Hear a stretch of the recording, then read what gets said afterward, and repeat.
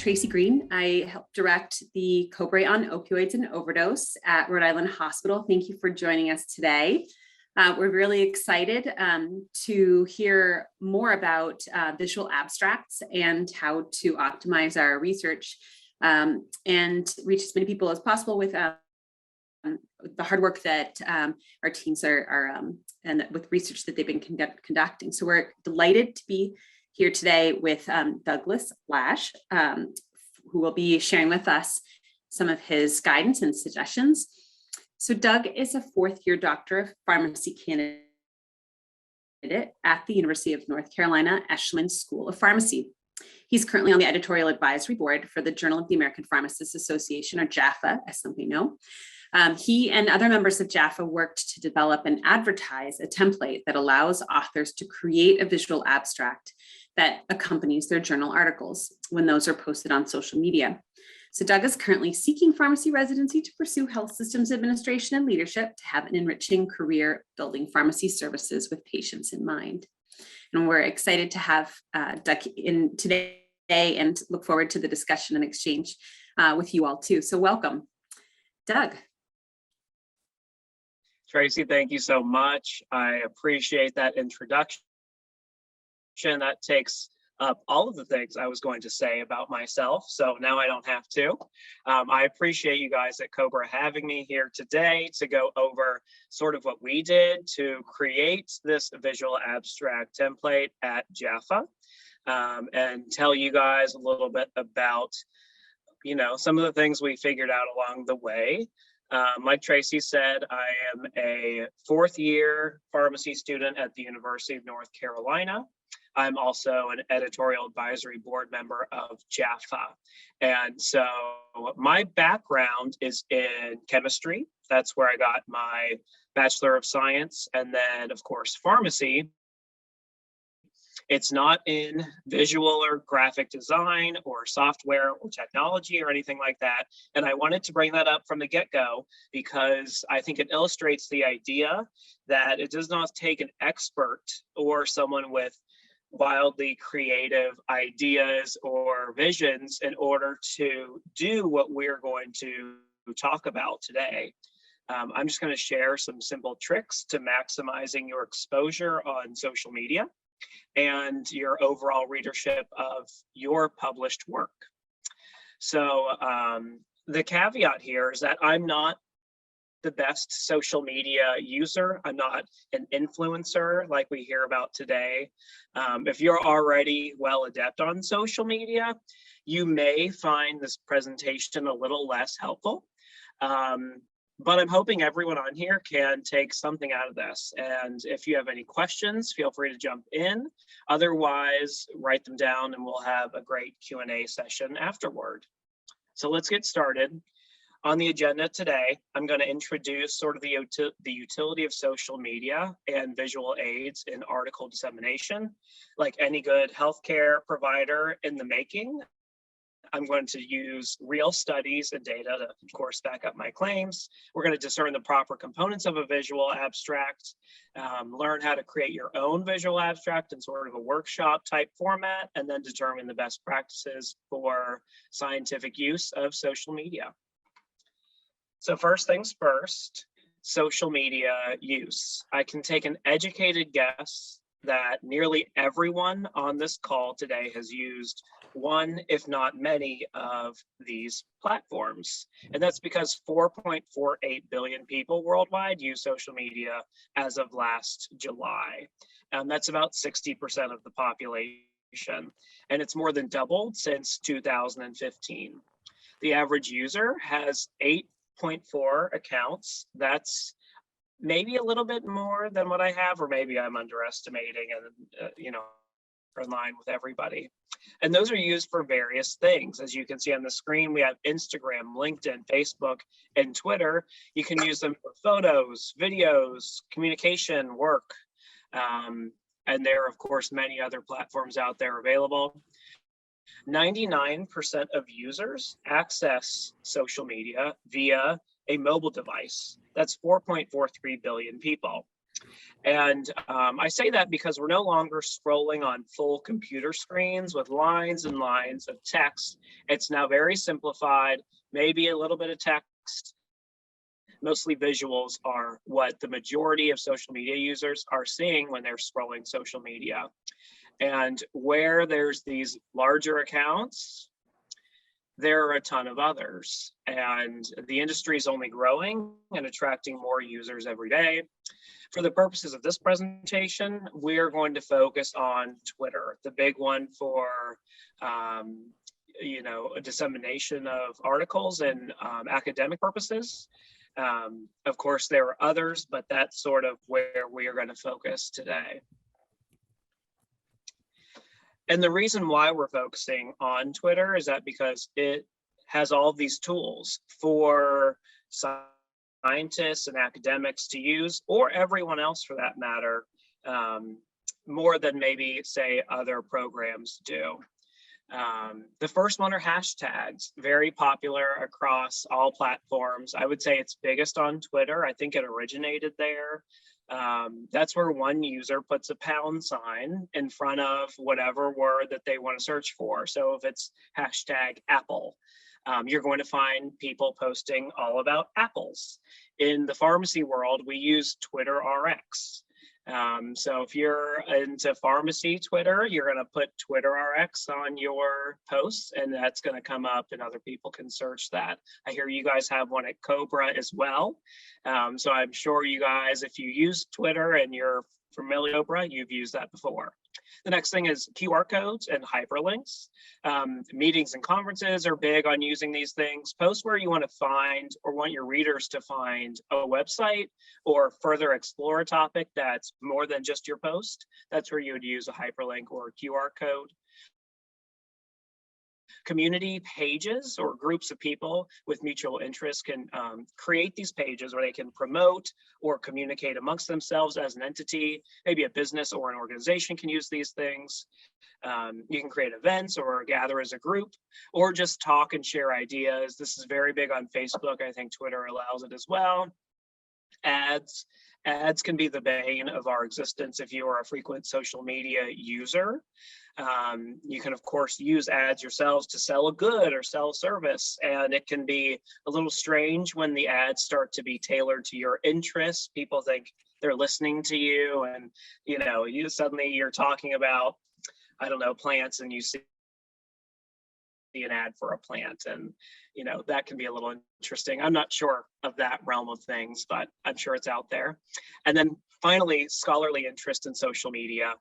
Academics can share articles, ideas, news, research with each other, as well as the general public, and then engage in academic conversation in sort of a less formal setting. So one example that some of you might have seen is this flyer that might have brought you here today, where we broadcasted the meeting, the date and time, the Zoom ID, so anyone can get on, and a handy dandy QR code there to where you can scan it. And I imagine it leads you to where you can register for the meeting, all wrapped up in these nice visuals, right, to catch your eye. So now that we see some of the capabilities of social media, let's dive in a little bit more of the scholarly side to it and the scientific use. So LinkedIn, Facebook, and Twitter were the top 3 of 5 sites used by scientists and engineers. And this is going to serve as sort of a brief rundown. I'm sure a lot of us are already familiar. LinkedIn, a site specifically designed for professional relationships and networking, publicizing career opportunities, things like that. It's a great tool for career development where you can engage in informal online conversations with peers and colleagues, and even post jobs and apply to jobs. Facebook, you have the ability to create those community user pages, allows sharing public and private information. You can post videos in real time. I think they call it going live or something like that, to where you can almost communicate as if you would on FaceTime with somebody. And lastly, Twitter. It has emerged as sort of a key outlet for academic dissemination. And tweeting or posting something, they're usually brief with the capacity to include images and videos. which means that scientists can go through a lot of information at a glance with the option to dig deeper if they wish. Researchers can follow specific accounts, for example, journals or funders or institutes even, maybe other scientists as well. It also has the possibility of communicating with audience in real time, kind of like Facebook there. And again, you can use hashtags or topic of interest to search things that you are interested in and in turn follow those pages. So let's see how Jaffa uses Twitter. So here are two screenshots of the Jaffa Twitter homepage. Okay, so things that stand out of this homepage. At the top, of course, you see the logos, APHA, which is sort of it's the American Pharmacists Association. We're the Journal of APHA, so we both have a logo, and we wanted to share that there. In the box, we have the name, of course, and the handle, which is the @Jaffa Journal. Every user of Twitter has their own handle that you can search to find those pages. We also have a short bio telling users what this page is about, the location, the link to the website there, that's hyperlinked. You can click on that and go right to our website. Other things, the number of followers and the number of pages that we are following. On the right side there, this is a screenshot of an actual tweet or a post that we've made. It includes a small, usually one sentence. You're capped at 140 characters on Twitter, which makes it short, sweet, easy to read. And here we include a description of that article that you see posted. We have popular pharmacy hashtags, again, Twitter RX, #pharmacists, so that people who are interested in pharmacy can search those things and find this post specifically. And then we, of course, have a hyperlink to the article website so that you can, if you're interested in this article, click that link, and then you will find the full article to read. So other things to note at the bottom where you can interact with different posts, you can retweet it, meaning you can take that post and put it on your own account. So that way all of your followers can now see what Jaffa posted. They can see this article and they can click on it as well. The heart there is that you can basically like the post. You can leave a comment. That's that sort of thought bubble type of deal, or you can privately message it. That's the arrow up. So why do we use this? Why does Jaffa invest time in posting these things onto social media? Well, that's because we know that social media use increases journal article readership. It increases citations. It increases the impact factor of the journal. And so let's go into a little bit of the data. First of all, we know that posting articles on Twitter leads to a greater number of citations. That was verified with a study looking at 2,400 articles from the Journal of Gastrointestinal Endoscopy. Independent predictor of article citations was whether or not the article was tweeted. That was followed by whether it was posted on Facebook and the number of Mendeley readers. So in other words, the number of article tweets significantly correlates to higher citation rates. Okay, so that's the first level. Secondly, we know that this increase in citations has a lasting effect of a year. That was studied by the Thoracic Surgery Social Media Network, where they randomly assigned 112 articles to be tweeted with their page. They, of course, found, like the last study, that there was an increase in a significant increase in citation exposure made by tweeting articles, but they took it one step further and saw that that impact lasted a year after publication, highlighting the longitudinal benefit of Twitter exposure. So finally, we know that it increases exposure. We know that it has a lasting effect, but we can look at a study from 89 separate journals focused in either pediatrics or urology or both. This study found that the impact factor itself, which is a measure of quality and a measure of citation quantity over a year's time of a journal, that impact factor was significantly increased solely when the journal has and utilizes a Twitter page. Okay, so it's great that we have all this data to show that social media dissemination of journal articles can boost readership all the way up to the impact factor of the journal.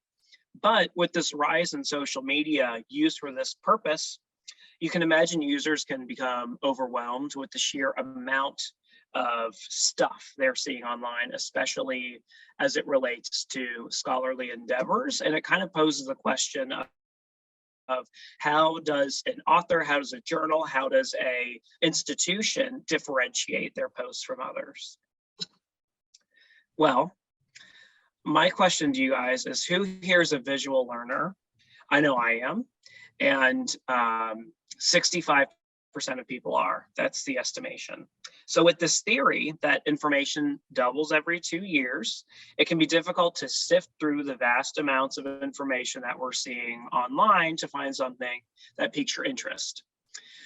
Especially if you're like 99% of these social media users who are using their cell phone or some kind of mobile device, a small screen, you're going to see a lot of text and probably scroll through or get off that page.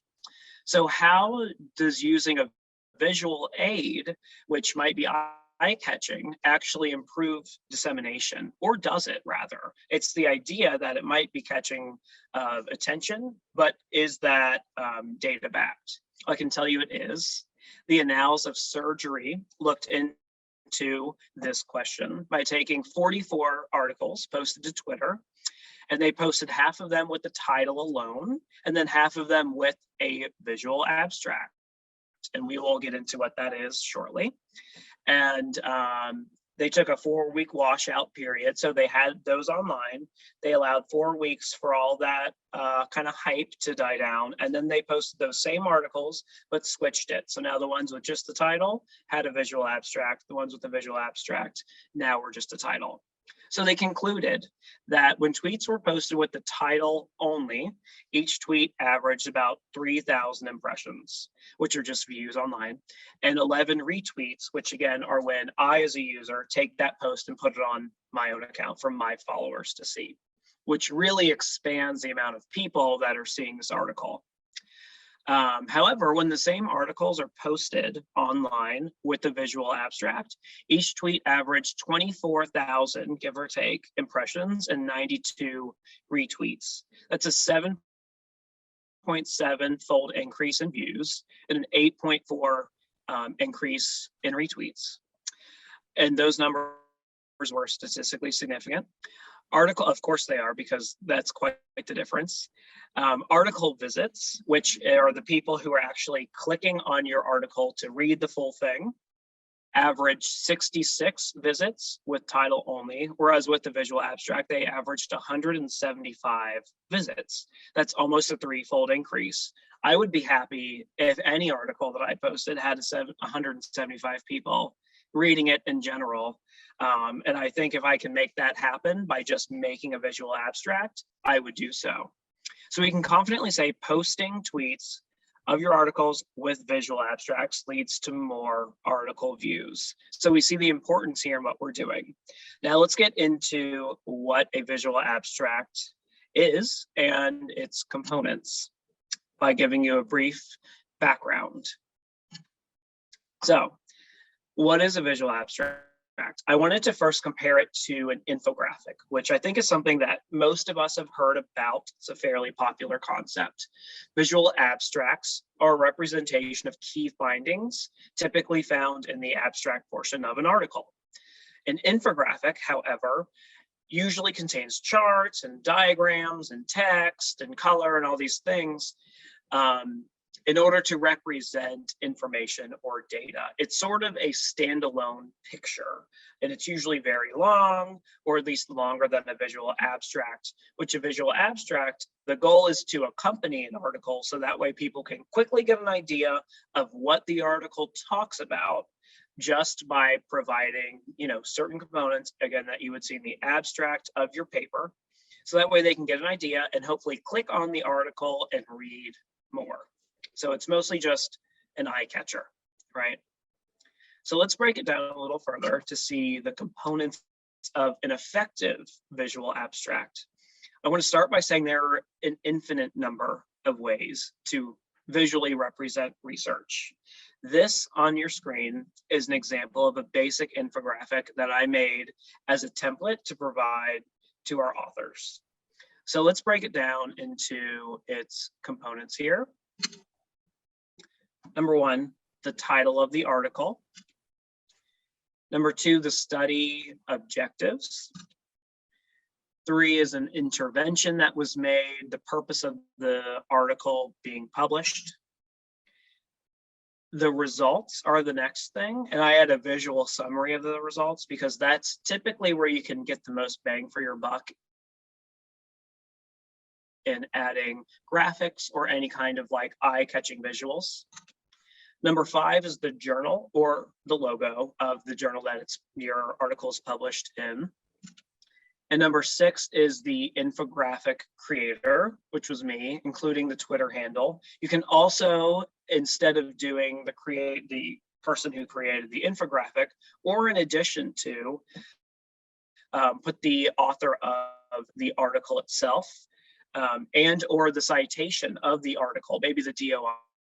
And that's if you are making this after your article is already published. You'll have those things in that way to be able to cite it. If you're making it before, you may not. And I want to emphasize that these components are not going to be necessary or even pertinent in every article that make a visual abstract for. We're going to go into an example where none of these, or only a few of them rather, are pertinent. And so sometimes you have to get creative with these things and really drive home the point that you want to make with your visual abstract. So we know that these abstracts are appealing, right? Or hopefully that's to be eye-catching. But how do we achieve that, especially when I'm not an artist, and I don't know if any of you are on this call, but if our maybe graphic design experience is limited, what are some design principles that we can lean into to make this thing visually appealing without making it too much? So these are some that I've found in my research, some that I've added myself. 6 different principles that you can kind of lean on when you are making your own visual abstract. The first is concept. So you want to visualize what you want it to look like. Again, there are infinite ways you can put your article information on a visual abstract, right? So it might be helpful to draw it out. If you're pretty committed to it, you can draw out multiple different ways that you might want it to look and pick one that you want. You can just go ahead and start to make one, play around with it. What do you think? And you can always, change it later. The next is the layout. I add that because generally people read from top to bottom and left to right. So that's usually how you're going to want your visual abstract to be laid out on, your screen. The size is also important. Remember that this is going to be much smaller than it is when you're making it. When I'm making this, maybe using PowerPoint, it takes up almost all of my screen. But when someone is scrolling by this thing on Twitter, it's going to be like this big. So we need to take that into account when we are, at the beginning stages of making this. Graphics. So you can take charts from your article or any kind of visuals that you might already have in there, or you can make your own. Maybe if you could make them more sleek or colorful, maybe fit the colors that you have already in your abstract, to get your message across. You want to be careful of the graphics that you're finding online. That's a great place to go if you're looking for something specific. There are thousands and thousands of free visuals that you can find online, but some of them are not. Some of them have copyright issues that may pose an issue for you, and we're going to go over that a little bit more in depth, but things to consider. Color is the next one. You sort of want to keep this at maybe 3 to 5 colors. If you notice my slides, not that this should be the benchmark of what a visual abstract should look like, but I'm keeping it to maybe 2, 3, maybe 4 colors in order to keep it simple, sleek, and modern.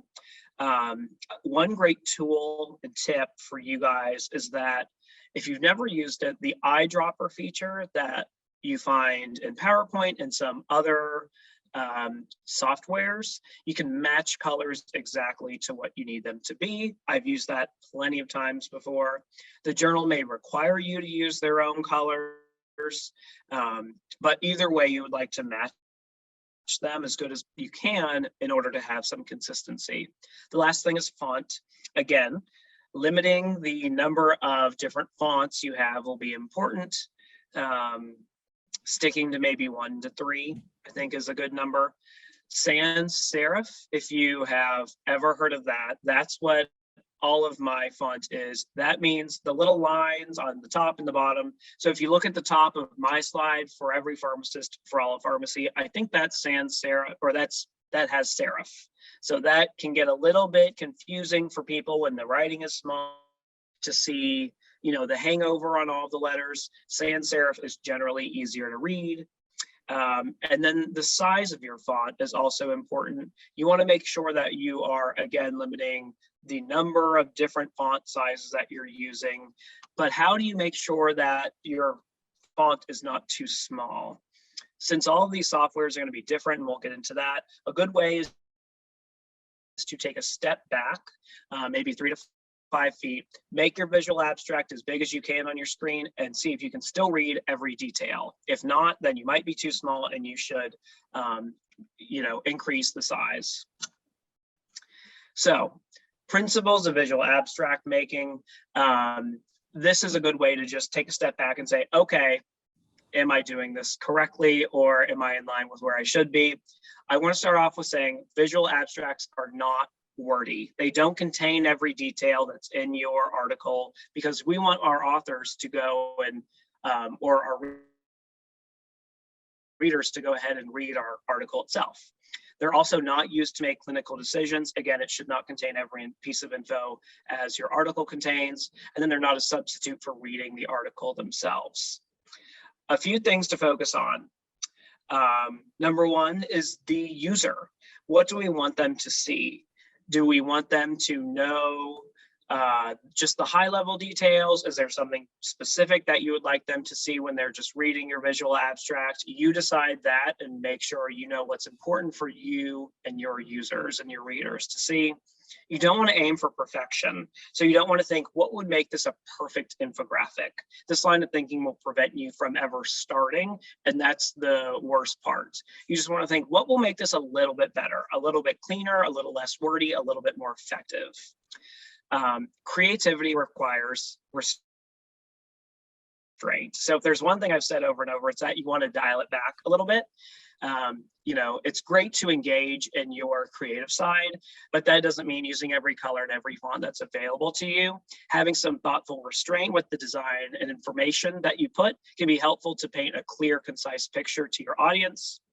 And finally, your first draft might not be your last. And I say that not to say that you have to make 20 different drafts and pick your favorite one. However, doing multiple drafts will drastically improve your skills at making these visual abstracts. Okay, so now we've gotten into a lot of background information. Let's actually create one ourselves. So the first thing you're going to want to do, step one, choose a software. There are many, many options. If you search on Google, make a visual abstract, make an infographic, you're going to find hundreds. Listed here are some of the main software choices that I've seen. They're all sort of similar in their own specific user functionalities. So you may have to play around with them until you feel comfortable. Some institutions may provide these services for free, maybe a few of them, but you may have to do a little digging to find them.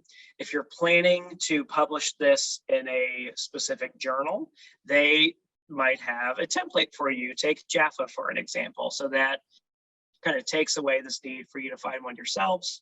If it's personal use though, a lot of these have free trial options, usually about a week. So just remember to get rid of them if you don't want to continue on paying for them.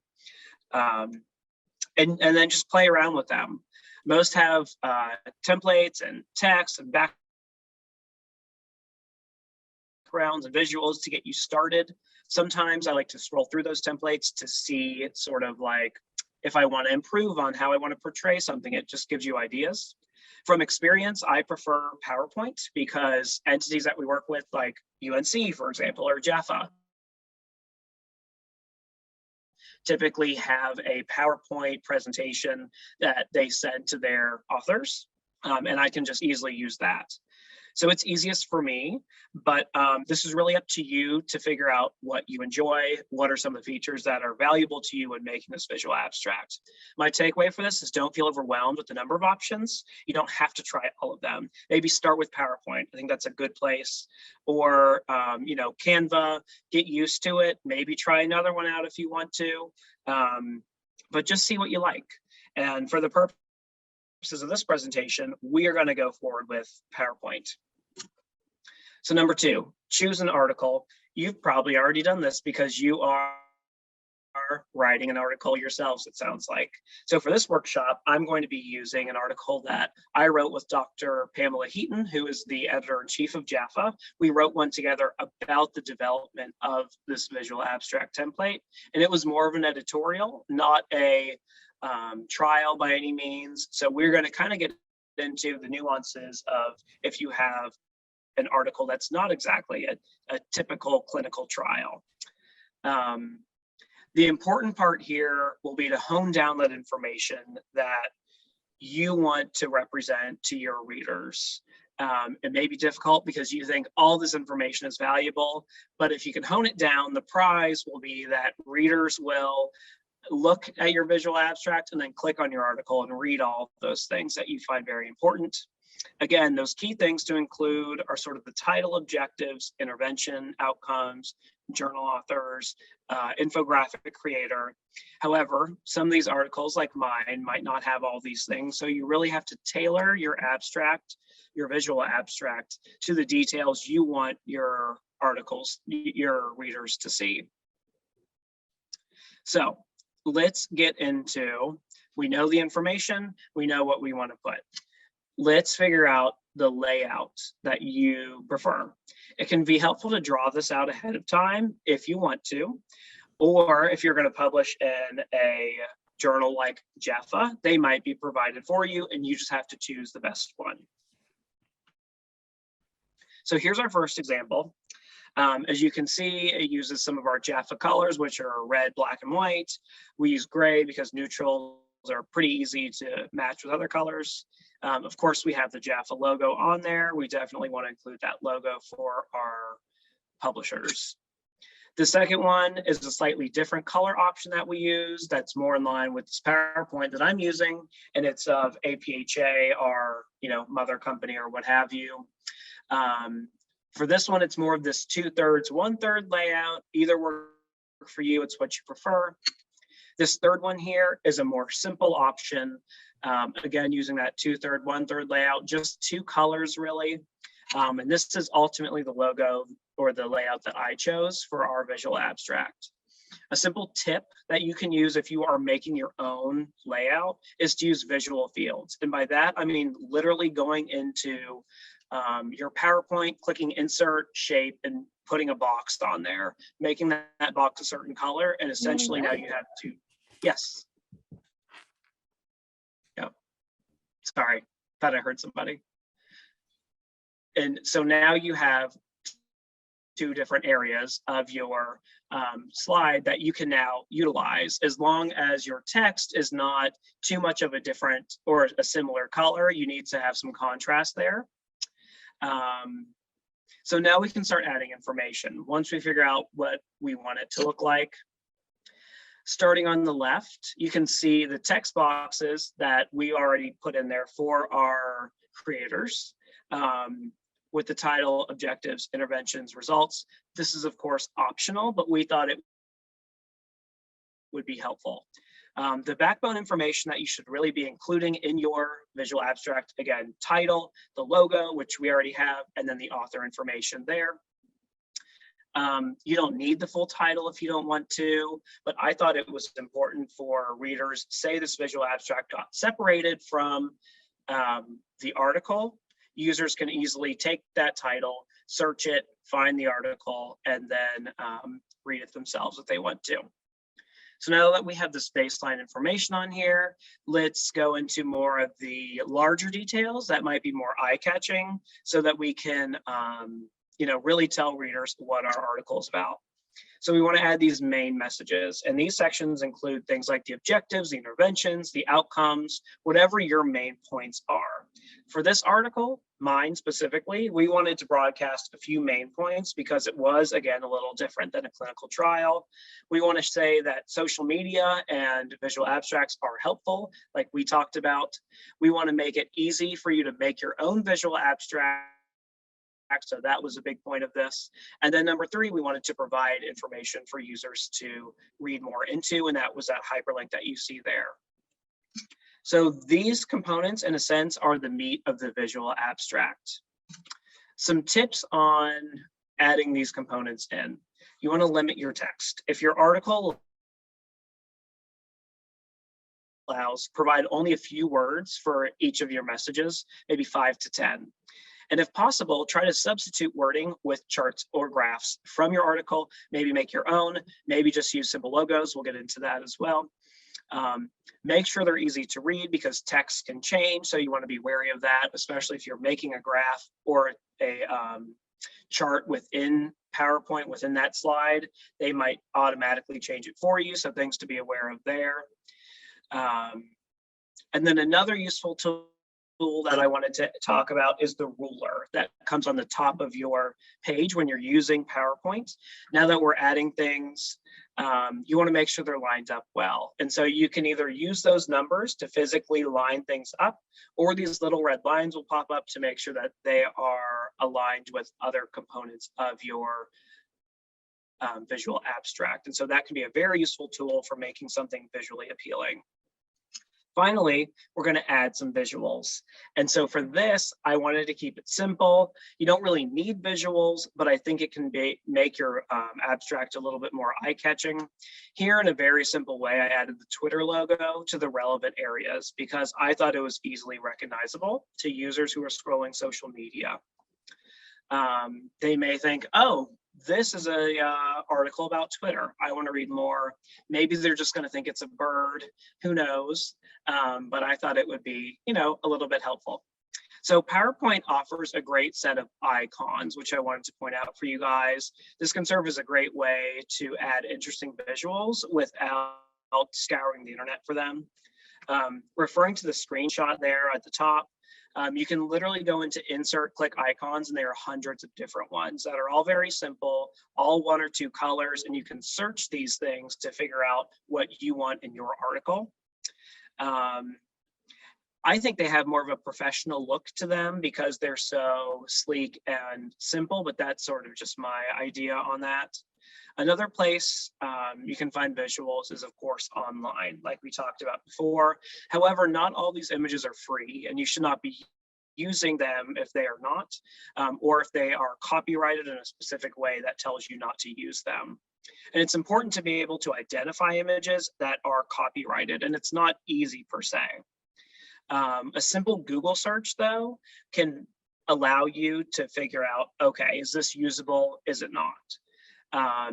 For the Twitter logo, for instance, all I searched was Twitter logo copyright, and I found a list of ways that I could use them, and it was very simple. They wanted it in white or blue. They didn't want it tilted. So just going on those things, it was very much an okay thing for me to put this in, but others might not be that easy. Some tips that I have on figuring out copyright issues: that image banks might have their logo scoured across the actual picture. You, of course, don't want to use that because it doesn't look very good. If a company image is what you're trying to use, search it like I did, Twitter logo, whatever logo it is, you can easily search that. If you're on Google Images, there are tools that you can find to filter out copyrighted images, or any image that you find on Google Images has copyright information at the bottom there. If you click on it, it'll send you to a link where you can figure out things that you need to do in order to include that picture in your presentation. And that might be nothing. It might be citing them at the bottom. So it just all depends on what you're using. And finally, I want to emphasize that you don't need to add visuals for the sake of adding them. You need to be able to drive your point home with them. So take some time, experiment with different images that you find and see what you like, see what you don't, and ultimately go with your gut. If it looks like it's too much, it probably is. The last thing I want to touch on is saving and ultimately publishing. So you want to proofread to edit your spelling and grammar, but you also want to ensure that all the numbers in your visual app match your article. I've had instances where it doesn't, and that can be a little embarrassing if something doesn't add up there. Next thing is delete unused slides. So we at Jaffa provide a whole template. In order to save your one visual abstract, you're going to have to delete all the headings, delete all the other slides. So just something to keep in mind. You want to save them specifically. I learned this in my endeavors that Twitter mainly only accepts JPEGs or PNG files. So that's how you want to save your PowerPoint file. If you have a moving animation, kudos to you for making that, but you want to save that as a GIF or a .mov is another option, and that will allow your visual abstract to move freely. The next part is tweeting or posting your visual abstract. You may not have to do this. We at Jaffa post our own, but if you are the ones posting, some things you want to keep in mind. Include the article link. I think that's the biggest point of this, is that you want readers to go to your article and read it. So if that link is there, that can easily be done. And then tag parties that are involved, tag other authors, tag the journal, tag the institution that you're a part of in order to expand your audience. Maybe they'll retweet it themselves, and then you can grow the number of readers who are seeing your visual abstract. So that's what I have for the workshop. The final part here is going to be best practices. Bringing this all together, how can you enhance your use of social media for scientific purposes? The first thing is to get comfortable with social media. If you're like me a few years ago and not at all, it can be a little daunting, but it's easy to get started. If you're not on Twitter and want to try it out, go ahead and make a profile. Create a username. Sometimes in the scientific community, it can be, tailored to that. So mine, for instance, is /RX for pharmacy. This isn't like an early 2000s email, horsegirl92 at AOL. We're not doing that. We're keeping it professional. And then explore the website interface. Click around, see what you like, see how things work, find other people's posts, like them, comment, retweet if you feel so inclined. Write a short bio about yourself. It can be lighthearted. I think mine includes something about my houseplants. So it doesn't have to be as rigorous as you might think. Follow your contacts. So anyone who you know on Twitter, follow them, and they will probably lead you to other institutions, journals, other users that you would find interesting as well. And if you need a place to start, you can search by your interesting topics. There are a ton of hashtags. I'm sure there are 1 or 2 or 10 that you could find that interest you, and then you can start to follow other people who are posting those hashtags. The next idea is to connect to your network, which I said before. Find others with mutual interest. Find colleagues of mutual colleagues, friends of friends. They'll lead you there. And then expand your network. Share this information with your friends and your followers to continue to grow who it is that you're connecting with. You want to engage in scholarly conversations. That can help you, that can help the other person, or the general public. And then finally, form these new relationships. A friend of mine just got a job. He's in meteorology through Twitter. So the possibilities of making friendships and relationships that are professional only widen with the use of social media. I would be remiss if I did not talk about misinformation. We all know that it's great that we have this outlet to post a lot of things about research and academics, but that can also generate what we call fake news, right? And as researchers, we may have followers that are not in the healthcare field that are likely going to take the information we post about to heart without questioning it because they don't know to question it. So we sort of have this responsibility as healthcare professionals to vet what we're putting out there to make sure that it's true and science-backed. And if you can, that's great. That's what we're here to do. We're here to inform people. So when we're scrolling, just some few things to note. Recognize that this is out there. You're not sure what's peer-reviewed and what's not. People's interpretations of the same thing may be different, or they may be wrong. It's important to recognize these things so that we know what we're seeing might be false. And you do so by questioning everything that you're reading. Know that we have that responsibility, again, to post correct information, at least information that you find, correct, that you've tried to look into. The best thing is to just ask, engage in scholarly conversation, again, to see where they're coming from, what they're posting. If you're ever unsure, just avoid it. It's easier to keep scrolling than to post something that you might have to correct later on. And finally, create good sound content for your followers. Second to the last, embrace and share your creativity. If you have previous publications, there's no reason why you can't make visual abstracts for those. It's good practice, a great way to reintroduce older work. You can share amongst your followers and you'll probably get a positive reaction out of those posts. And it may increase your article views, who knows? So when posting, be sure, again, to tag interested parties to increase your audience and the number of people who are reading what you're posting. And finally, I wanted to leave you guys with this great article I read that was the 5 principles of scientific use of social media. First, see and be seen. Communication is a two-way street, so that means you have to listen as well. Second, select and specialize. So focus on things that suit you. There's only so much you can do, but if you can find your niche that you enjoy talking about and researching, that can be great for everyone around you, including yourself. Third, serve. So think most about where you can add value to others. Fourth is socialize. Don't forget that just because it's digital, that's still a real relationship.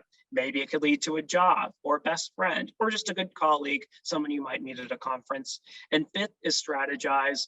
Make social media part of your overall communication strategy, even if you're just starting out.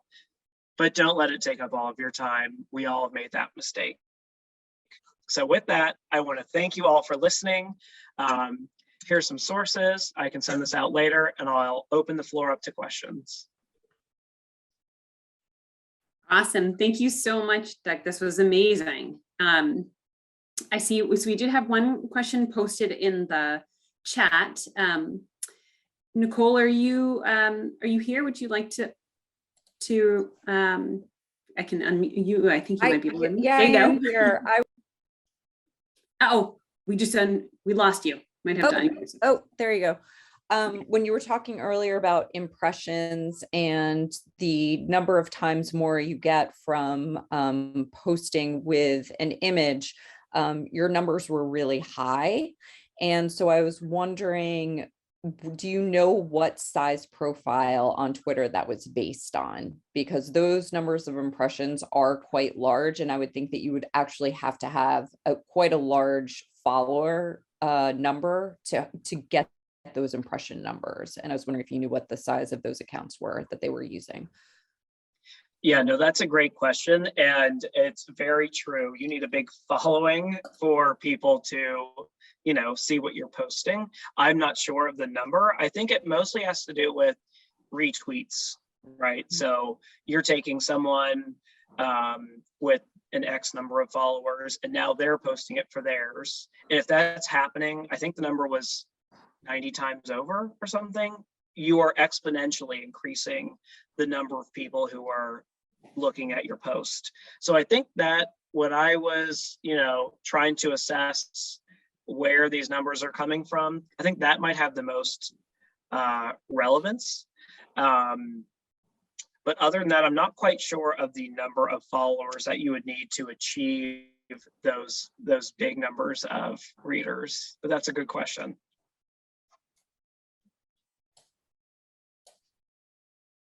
Let's see, Michelle had a question. Michelle, do you want to? Oh, no, I didn't have a question. I was just saying that Okay. you can actually gain more followers by just simply following a bunch of accounts. So they'll follow you back. They might retweet you. That could be a way to gain more impressions. I had a question. I love the visual abstract, and I have done a couple for projects just recently this year, papers that have come out and had gotten a lot of traction out of them. But I was wondering about the audio abstract or the audio companion to the visual abstract, and I guess maybe in a larger kind of accessibility age. Is that something that Jaffa or that you have come across, something as a companion tool? And I guess in that same realm of being visual learners, being audio learners, and also maybe being audio visual learners, something that we do a lot at the Cobre with video work to come be a little bit more interactive. But what are your sort of thoughts on those two components? Yeah, I think that's great if we can move there. And I'm sure it sounds like we're already there to have, that audio component to at least explain what you're seeing. Even if that's more of, I guess in my case, I've seen a lot of, conference presentations where you're there explaining your poster, for instance. I think it could be easily translated into a video that accompanies the visual abstract there. I have personally not seen that. But that's a great thing to look into. I think I'm going to start doing that.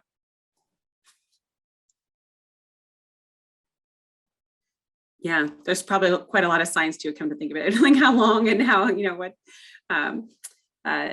how long of a blurb, if you will, to have alongside. But this is great. And file size too, I think would be a lot to take into account. Yeah.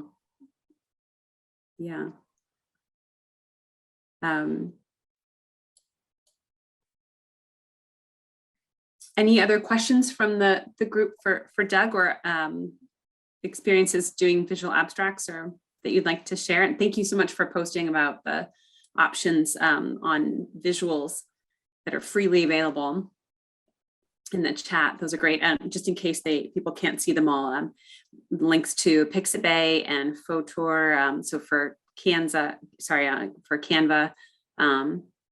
and some wiki pages. This is great. Thank you.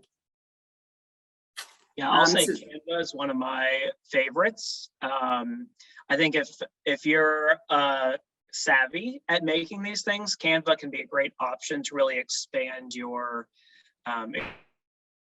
experience and knowledge with their website. I think they offer maybe a little bit more than PowerPoint does, especially in the way of templates and things. Great, and I see a question from Sarah. Thomas, would you like to ask your question? Yeah, I was just curious, like whether the visuals are exactly the ones that, maybe got accepted for the paper, or whether people use this as a chance to maybe show a different type of visual. And maybe this question's too specific, but I'm thinking, I do brain imaging. And so I'm just wondering, like, sometimes you wouldn't want to show like a 3D image because that would be weird in a paper, but do people kind of show a more visually appealing image in their abstract that's not necessarily in their paper? I think you definitely can. Yeah. And especially if you can make that interactive. I'm not sure if it's like one where you click and drag, it around to see it, or if it's just an image like that. I think that's fair game completely to share that, because if you think about it, most papers might not have any images at all, and you want to put something ideally of visual quality, an image or two in your visual abstract. So I think that's completely okay, but it may go with the guidelines of the journal that you're publishing with. Yeah, this is great. And for those of you not on, just and also for our recording, Nicole, thank you for the great point too about using the emotive images to get really strong social media impact, to bring people in for your tweets. It's a good point. Visual, the visual that's the most lasting. Great. Any other questions or things that the selection of this particular webinar and also the example abstract, visual abstracts for download and all are available on the Jaffa website, which is great. And this webinar will be posted on the COBRE YouTube channel shortly. So we'll have an opportunity to continue to refer back to it. And you have Doug's contact there as well, in case you want to reach out to him directly. But Please do. this is really wonderful. Well, thank you all very much. We'll close things up. We will look forward to seeing all of your visual abstracts in the months and years to come. So thank you so much. Happy sciencing and researching, and we'll look forward to seeing you next time. Doug, it's a pleasure. Thank you. Thank you guys so much. Y'all have a good weekend.